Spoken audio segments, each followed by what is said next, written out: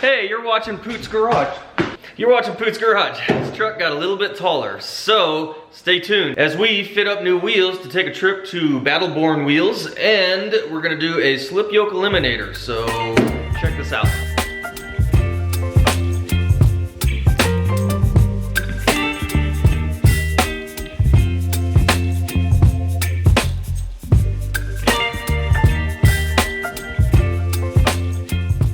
We got a package. Big shout out to Off-Road Design. I ordered this early Tuesday morning and it is now Thursday afternoon and it's already here. That showed up really fast, so shout out to them for getting this stuff quick because it gives me something to do this weekend. We're gonna do a nice little kitchen unboxing here. Just picked this up from the mailbox around the corner. First off, we got stickers, of course. And we got my receipt, and warranty information, packaging. All right, now the good stuff. So first off, whew, look at that thing. Got this nice aluminum piece here. Comes with a new seal. It's got mounting bolts in there. We got a separate little box here to open up once I figure it out. Woo, look at that. Now what this is a slip yoke eliminator for an NP205 transfer case. I gotta do this for my drive shafts that I need. That's a good looking little unit there. And then we have this guy here. And that's our new yoke for the fixed yoke on the back of the transfer case. We also got some new little U-bolts and nuts and stuff, so we should have everything we need to convert my transfer case from a slip yoke into a fixed yoke. So sorry if the timelines are a little scattered on this video. I didn't really know which direction I was going when I was filming stuff, so things might seem out of order. But before we get to that, let's check out the map. So what I need you guys to do is to comment where you are watching from, and I will put a red pin on the map. So let's go check it out. And we're at the map. You guys are killing it. Jesus. Alright, so I was blown away this week. You guys sent me 19 locations. That's a lot of comments on all my videos and all this crazy stuff. So you guys are killing this. We gotta make this fast though because there's a lot of spots. First up this week we have Clovis, New Mexico. Next is Santa Ana, California. Freedom, New Hampshire. That's got a nice ring to it. Harrison, Ohio. Gainesville, Georgia. Milano, Texas. Nashua, Montana. Springfield, Missouri. Dunn Center, North Dakota. Valley, Alabama. Appleton, Wisconsin. Irvine, California. Hey, our first Colorado Springs. St. John, New Brunswick, Canada. Just barely made it on this map. Ownings, Maryland. Hardinsburg, Kentucky. Grants Pass, Oregon. And last, sorry if I pronounce this wrong, but we're saying Bluntville, Tennessee. Alright, keep calling out them cities, them states, them countries, whatever you want to represent. Let's turn this map red. We also still have some stickers to give away, so if you would like a sticker, all you gotta do is send me your address to pootsgarage@gmail.com. That address will be in the description of the video. Before I give you a close-up of these new parts for that slip yoke eliminator, we gotta figure out what we're doing for wheels, so let's get to that first.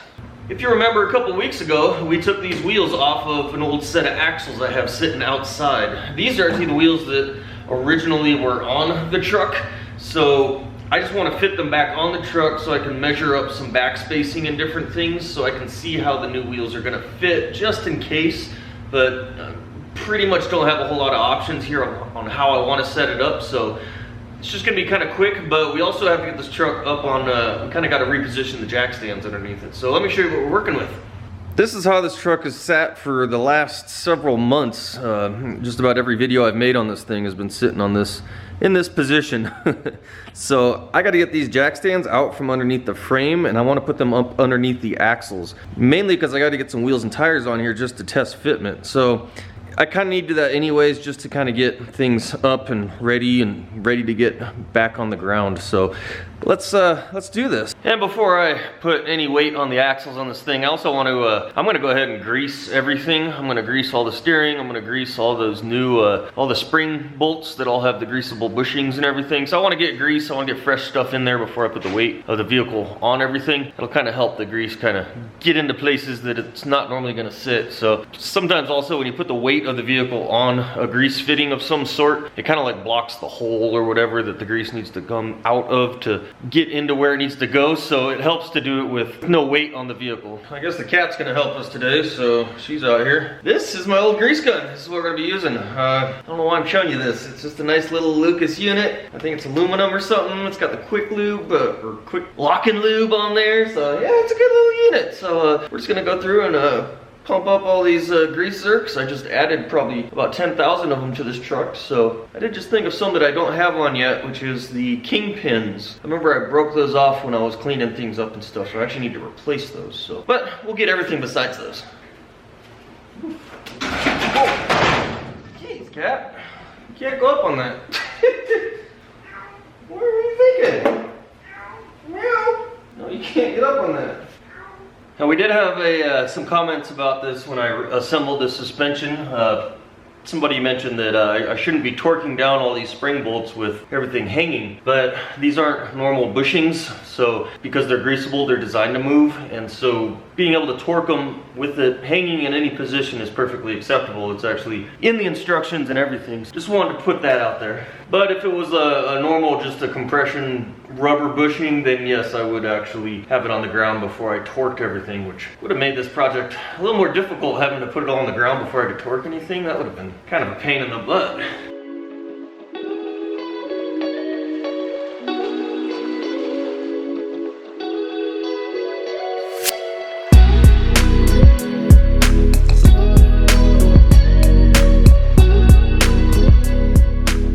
Alright, now that we got this thing greased, we can put this thing on the ground. So this is the first time I've ever compressed these springs. I'm going to see some sort of ride height out of it, even though it won't really be sitting on wheels or anything. But I got to get the jack stands under the axles at this point. So as you can see, the jack stands are under the frame, and it's a royal pain in the butt the way it is right now. It's going to be kind of difficult to figure out how to jack it up and get them out of the axle, but I think we can do it.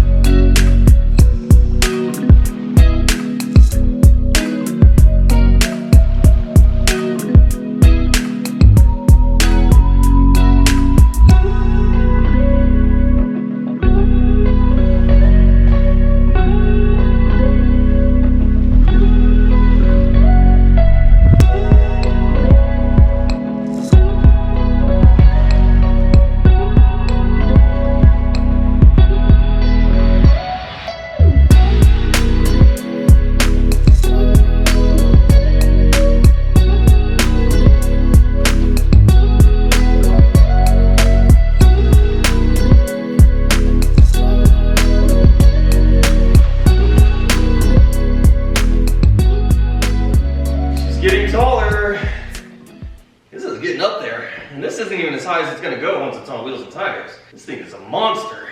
But yeah, I'm starting to feel really good about this now. So we got the weight actually sitting on the springs now. So now I can actually visualize how the springs are sitting. I don't know, I can actually measure with the tape measure to see where the tires are just gonna sit. You know, 40-inch tire, it's pretty easy to measure. 20 inches all the way around. Minus, you know, what, 1 or 2 inches of compression at the bottom. So what I measured though, this thing is actually gonna sit a couple inches higher in the front and rear still. It's getting up there. This is a stretch tall, and this is only supposed to be a 5-inch lift. And it looks about right, about 5 inches I'm guessing. It's pretty cool.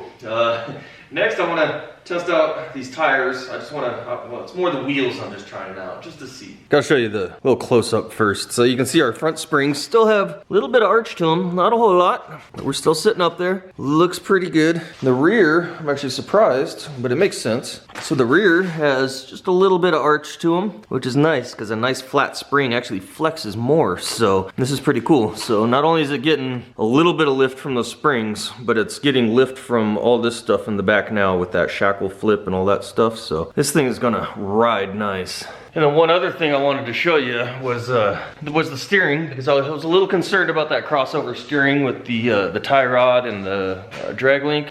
They might contact each other, but they actually look pretty good right now, so check this out. So you can see with the weight on the vehicle now and the springs are compressed, the axle actually swings back a little, and you can see we got lots of clearance there now with the tie rod and the drag link. So we got plenty of room there, I think. And I don't believe turning makes that much of a difference because they're basically both moving at the same time. So if anything, we'll actually gain some because the pitman arm will actually swing forward, which will pull that drag link forward, and then as it turns, the tie rod itself is going to actually move backwards, so they'll actually clearance themselves when it steers. So I think we're good. This is kind of a weird feeling how tall my fenders are. This is going to make things very difficult to work on now. I need a step to get up in here now, so this is pretty cool. And the next thing we need to do is these wheels. So like I said, we need to measure these wheels. I'm going to figure out what the back spacing is on these wheels right now. These are two different wheels. They're 16.5-inch wheels, both of them, which is very not good anymore. Nobody makes decent tires for them anymore, and they don't have the safety bead and all this stuff. But it's not really the reason I'm not using them. I'm not using them because I want beadlocks. So we're not going to use those, but there are two different widths. One is I believe an 8-inch and one is a 10-inch width. So it's just how they've always been on my truck. I had one mismatched tire. I think it's the 8-inch that was the mismatched one. So for whatever reason, it was replaced in its past with the mismatch. But I want to measure the back spacing on both of them. I have a feeling they're going to be the standard 4.5-inch back spacing, but we'll double check that. And then just with that, that'll kind of tell me where the wheels I'm gonna get are gonna fit, just so I can verify the fitment of them, you know, just to make sure everything's gonna be right. So let's take a look.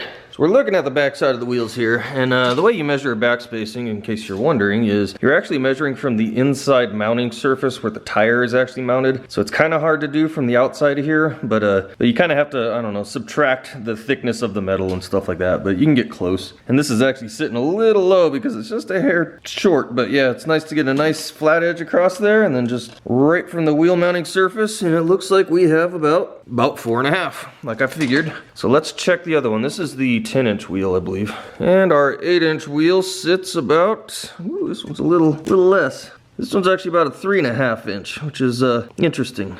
Oh man, just look at it. I gotta keep stopping to look at this thing. So this is the way it's sitting right now. It's I actually had to jack it up even a little bit more just to get these tires underneath it, and these are only 33s, so we're going way bigger than this. All right, so my biggest thing is kind of more the way it looks. I'm not really worried about clearance so much. If we're looking directly down the side of the vehicle, this is the 8-inch wheel with that 3.5-inch back spacing. This is the 10-inch with the 4.5-inch back spacing, which really throws things off. I was hoping they were both 4.5s just so I could visualize things a little better. So with that, 10-inch wheel is actually only sticking out 1 inch more because of the back spacing is different on the other side. So I gotta try and think about some math in my head and figure out what my new wheels are gonna be looking like compared to this. Just to get some kind of a more closer visual, we're gonna use this gardening tool here as a straight edge. It's pretty flat all the way, except for I gotta stick it out about half-inch, quarter-inch at the bottom there. So that kind of gives us, from the fender, I don't know, what is that, 2 inches there? Let's go to the other side and check that one out. And we set this side up right about there. So this side we have,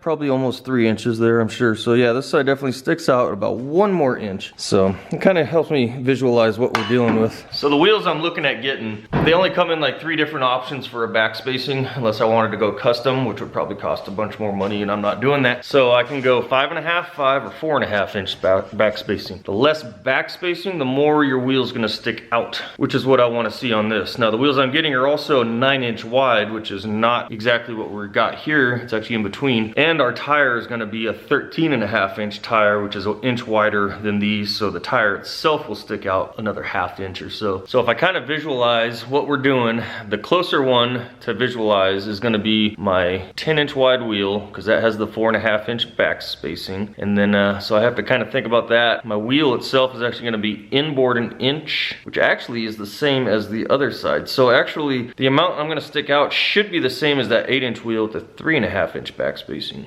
right? I think so. So that's what we're gonna be dealing with. Plus, my tire will be, you know, 1/2 inch wider. It'll come out another 1/2 inch. So it's the best way I can visualize how far out my wheels are gonna stick. And I don't want them out real wide. It's actually more beneficial to keep them inboard for a lot of different reasons. For one, it makes your steering better. You're not fighting that wide-wheeled steer. Two, keeps you narrower for off-roading trails, you know, helps you squeeze between things a little better. Three, it actually helps you clear your fenders better. And I'm gonna have a lot of fender clearance issues to deal with because your tire's not swinging so far when it turns. It's actually, if you keep it closer to the vehicle, it's like a tighter little swing like that, you know? Great visualization, right? So I'm not going for like ultra wide, but I am going the least back spacing that they offer, just because I do want it to look a little bit. I want them to come, I want those tires to stick out from the fender just a hair. You know, they got to look something. If they're tucked up in there too tight, to me that just doesn't quite look good with the big tires. So they got to come out just a little bit. But then if you go too wide, then it looks a little funky too. So I'm gonna look at this and kind of visualize things. But I think regardless, I'm gonna buy these wheels with the you know, they're 17 by 9 inch, and they're gonna have 4.5 inch back spacing regardless, whatever, just so I know in my head what to expect. Looking at it from the back, it gives you a little bit better idea of how much they'll stick out, you know. Looks pretty good there. And this side you can see a little more flush, but still sticking out just a hair. So I keep thinking about this, and I know I'm throwing a lot of numbers out there and stuff, and people are probably lost about what's what and where, but I actually think these tires will sit somewhere in between the two sides, all right? So I think we're gonna be good. I'm not complaining. I'm gonna run down and try and order these wheels up, and we'll see what happens. Oh yeah, and these tires in the back here, these are actually a 37 by 13.5, so the width is the same as what I will be putting on, but I don't know, just more confusing numbers and stuff. I'm not trying to pull those out of the bed, and I don't have wheels on those, so I can't really fit them up just to see how they're gonna work and stuff, so I'm not worried about those. But yeah, I think it kind of just gives a good visual of what we're working with. And you can also see how the axle's actually sitting just a hair forward. I ordered these springs with the center pin an inch forward to help clear the cab, because these tires are going to go back as it flexes a little bit, so that'll, when it goes back, it'll center it up. You know, I'm more worried about full flex and different things like that, but we're going to be trimming fenders a lot regardless. But yeah, it looks pretty good just sitting here. So we are headed to Battleborn Wheels out in Carson City, Nevada, and yeah, we're gonna go check out some wheels, and just want to put my eyes on them before I buy them. You know, it's kind of a good thing to do, I guess, especially when you're buying something expensive. You know, I could have just ordered them online and said screw it, but I don't know, it gives me something to do. Go check out some wheels, and I may go talk to some people, and you never know. So yeah, this is gonna be a pretty nice drive, I think.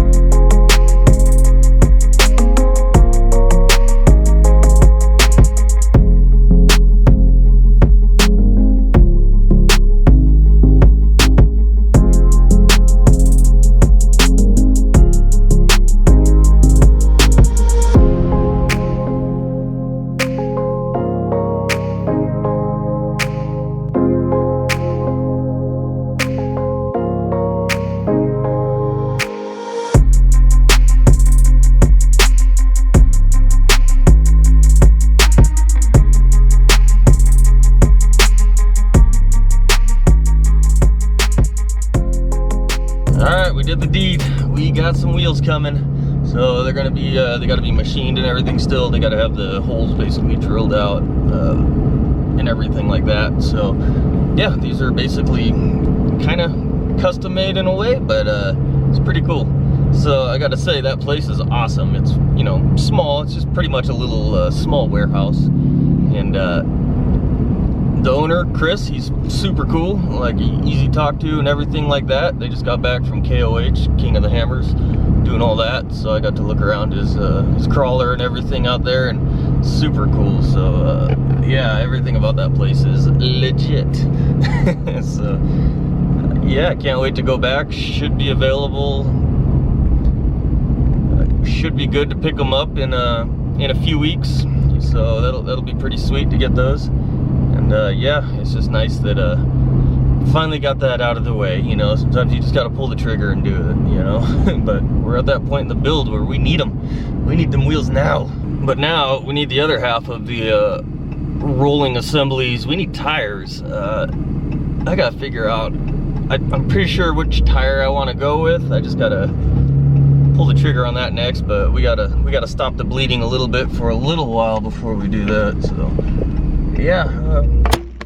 So I wanted to give a big thanks to Battleborn Wheels for letting me do a little filming in there. You know, it's kind of awkward. I don't usually do that stuff in public like that, so that was kind of cool to be able to do that. Felt pretty comfortable in there, so awesome. Shout out to Battleborn Wheels. So if you need some serious wheels for your project, then hit up Battleborn Wheels. Next, let's talk about drive shafts, because that's another big piece of the puzzle we gotta get on this little truck. So I was online, I was on Tom Wood's drive shaft website, whatever, pricing out drive shafts and different things and the options they offer and all this stuff, and I realized my truck has a slip yoke on it, and that is not ideal for wheeling, so we gotta get that upgraded. Now it's something I hadn't really thought about in the past. This is just another unexpected expense, so I was a little bummed to have to spend more money on this stuff, but it's all right, we got it. It came fast, so big shout out to Off-Road Design for getting this to me so fast so that we can get it in this weekend, so that'll be cool. And then once this is in, then we can properly measure our new drive shaft lengths that we need. So let me give you a close-up of the parts, and then I'll show you what the stock drive shaft actually looks like in this truck. So this is a slip yoke eliminator for an NP205 transfer case. So what that means is we're gonna take the drive shaft, which normally would slide into the back of the transfer case on mine, and we're gonna get rid of that whole system, and we're gonna put a fixed yoke on the back of the transfer case. And then my drive shaft will mount to that with the U-joint, and then we're gonna actually move the actual slipping section of the drive shaft onto the drive shaft itself. So that'll obviously require a custom drive shaft. Now to do that, what we gotta do is we actually have to pull the back cover off of the transfer case. Luckily it's real easy on the 205 from what I've read. I haven't done it yet. We're gonna remove the stock shaft that's in there, and we're gonna replace it with this unit right here. Pretty nice fresh unit. Obviously these are brand new parts, and then once this is in the transfer case, then we will be able to install, this is our fixed yoke here, which will spline on all the way, and then that's where our drive shaft will connect on the back of the transfer case now. Obviously to accomplish this, you gotta switch things up a little bit on the seal arrangement and stuff like that. So that's where this piece is going to bolt onto the back of the transfer case, and then the seal will go into that. And the kit also comes with the hardware for it, a new gasket, new U-bolt style retainers for the drive shaft, and that's all there is. It's really simple. Hopefully it goes together real easy. We're gonna find out together. And again, this kit came from Off-Road Design. So again, if you need excellent off-roading parts for your full-size wheeler or miscellaneous drivetrain components, hit them up.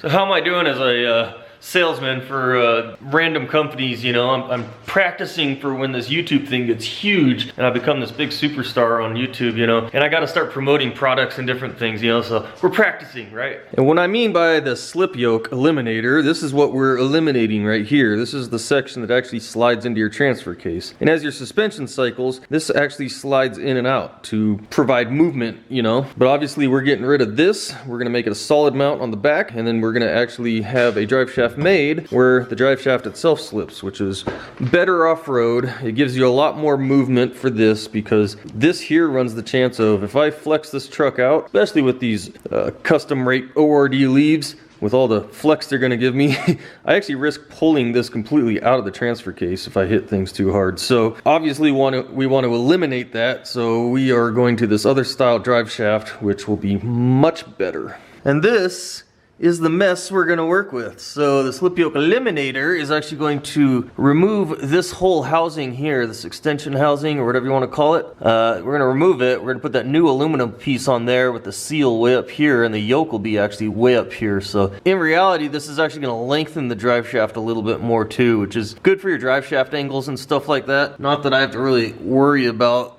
drive shaft angles because my drive shaft is so long, but this is what we're going to be working on. You can see it's very nasty and greasy and whatever, but we got to get it done. Alright, so this is my first time doing one of these. I believe I just got to take off these bolts, take off this outer housing, slide it off. Now, I don't know if what I need to come out comes right off from there, or if I have to go further. I'm pretty sure it's all right here, because I thought I read that this is actually really easy to do. So we're both going to learn this as we go, and I actually searched online for some instructions, so I didn't have to do it completely blind, but there's nothing.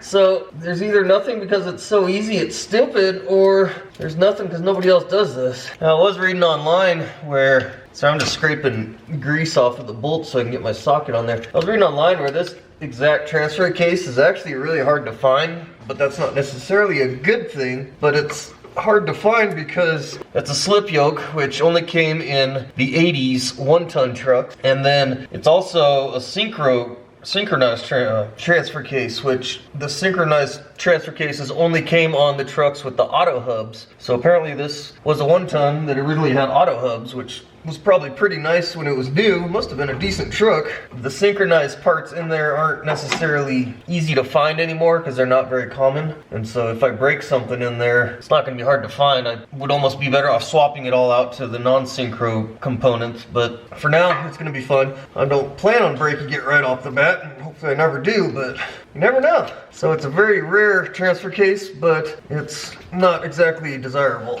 But all I care about is it's still an NP205, which is one of the best transfer cases out there pretty much, because it's gear driven, it's big, it's bulky, it's a monster.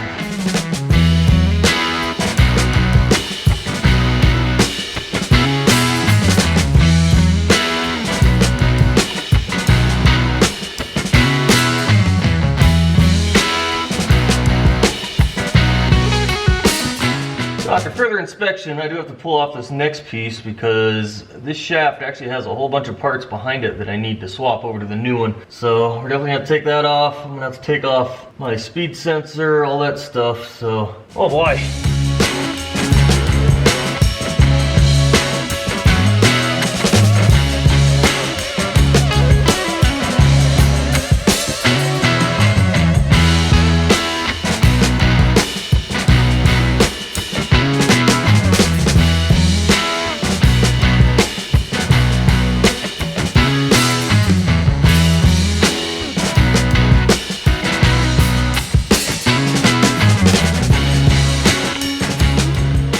Well, it ended up being way more in-depth than I was hoping, but here we are. We gotta do it anyways. So this whole unit comes out. The lighting's kind of bad right now, but I gotta pop off a ring on the front here, slide everything out the back, and then I should be able to slide everything else off the shaft itself.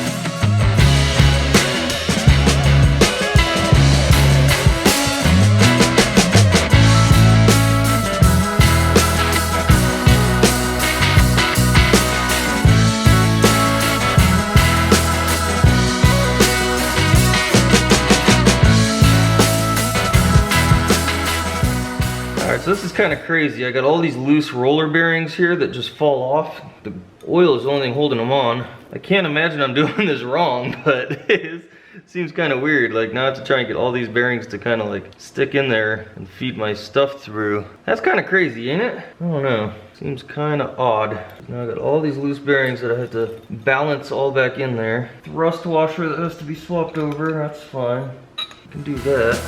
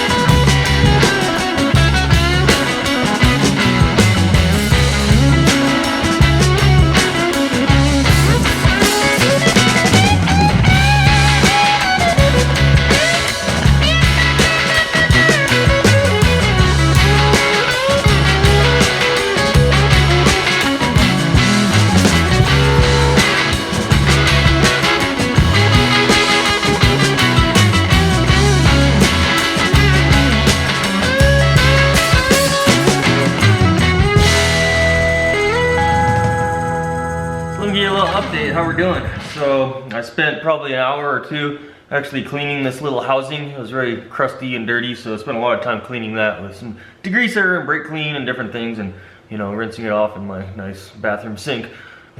We need to get a garage sink out here. But and then I had to hand place each of those little tiny roller bearings into the housing. Had a race in there that they just sit in, so I placed all those in there with a bunch of grease, and then I flipped it over real quick and it didn't fall apart. So then I lowered it down onto our new shaft here. Everything's looking real good so far, so trying to figure out where I'm at still. And what I got left right now is we got our main bearing here, those little roller bearings down here, and then we got these this ball bearing set up here that's gonna just drop in, and then I think I gotta put my speedometer gear inside there too, so it's not that big a deal. This is kind of the easier part, I think. And then once we're done with that, I still have to clean up the truck, and then I have these other bearings that actually went inside of the, you can see it, inside of the old shaft on the bottom, and so I gotta put those in the new shaft, and there's a clip and another washer in there. It's kind of a mess. Those, I'm not sure if I can get that back in the truck without them falling out of place, so might get kind of interesting. I'm not sure what we're gonna do if that's the case, so I'll just have to play with it and see what happens.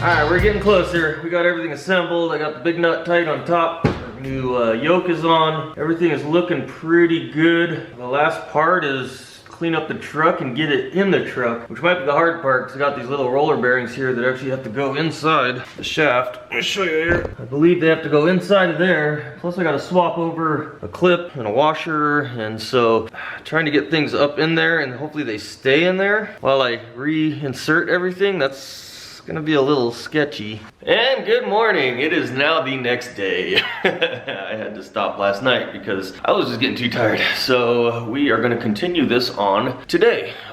First off, I gotta show you this weather. This thing's getting crazy out here.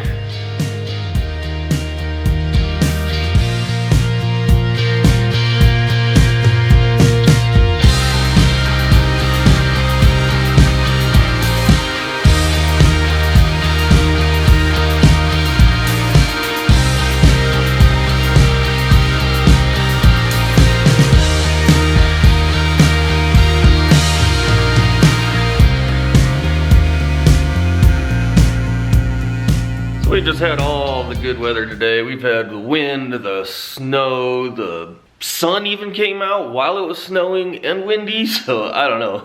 This weather is going kind of crazy, so let's get back to the truck.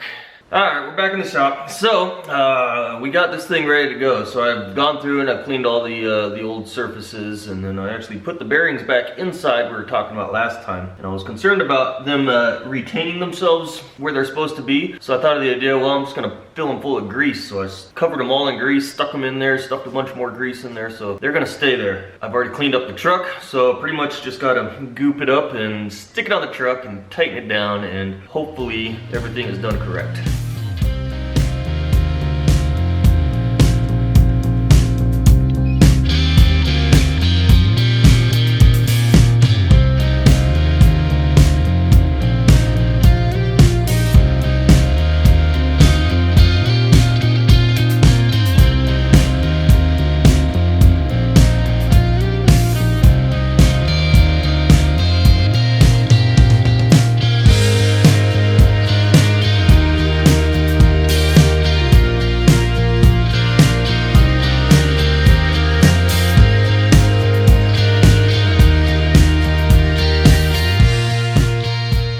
are done finally. That was not enjoyable. So hopefully everything's good to go. That's what we got. We are installed. We now have a fixed yoke in here. Everything seems to move freely, nice and tight. Got our electronic speed sensor back on for those Dakota digital gauges and all that stuff. So everything is looking great. That should be the big 1350 U-joint. Then if we go to the back side here, we're ready to connect up to that end. So we're getting close here. I gotta order up some shafts, and that's gonna be another expensive thing, so hang tight. Alright, we're finally done. That was a mess. That was a little nerve-wracking. I didn't like doing that project. I thought it would be a lot easier, but it was not. So it was kind of a pain in the butt. The hardest part about that whole situation is all those individual roller bearings that kind of just fall out of everything. You lose track of them, and like, I don't have any extra ones laying around, so hopefully I got them all back in, but it's a little nerve-wracking. I don't know why they don't have some sort of like a caged bearing to retain all those in there and stuff like that, but hopefully we got it all right, and hopefully this transfer case survives a little bit longer. Now we've knocked out buying wheels, and we've knocked out getting drive shafts ready to be installed. Oh yeah, I did check my drive shaft length in the rear is going to be about 66 inches, which is pretty big, pretty long. So it's on the longer end of the scale for what Tom Woods wants to build. They don't go over 70 inches. So we're right there. It's going to be their biggest tube, which is 3.5 inch, and it's going to be the big, I'm going to do the 120 thickness tubing also, so you can bash it on rocks supposedly, it'll be safe. So hopefully that'll all hold together, but other than that, we are done. I am not going to spend any more money for at least a few weeks till I recoup this last amount. So if you guys could do me a favor and please like, comment, and subscribe to all these videos and my channel, and help me out and help me get more content out. So I will talk to you guys next week.